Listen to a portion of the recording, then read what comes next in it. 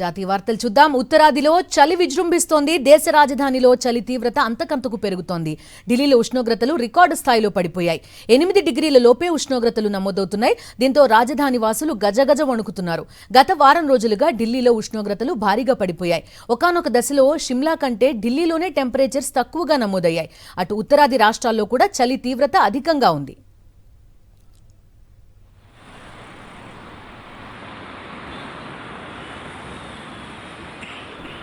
మరోవైపు ఢిల్లీని పొగమంచు పూర్తిగా కప్పేసింది. రాకపోకలకు అంతరాయం ఏర్పడుతోంది.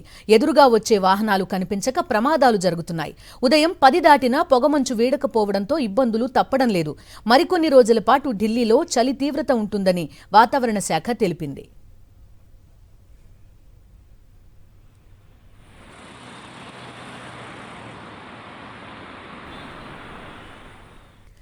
జమ్మూ కశ్మీర్లో మంచు అందాలు కనువిందు చేస్తున్నాయి. శ్వేతవర్ణంలో మంచు దుప్పటి కప్పేసింది. గుల్మార్గ్లో ప్రకృతి అందాలను ఆస్వాదించేందుకు పర్యాటకులు పోటెత్తారు. మంచులో కేరింతలు కొడుతూ సందడి చేస్తున్నారు.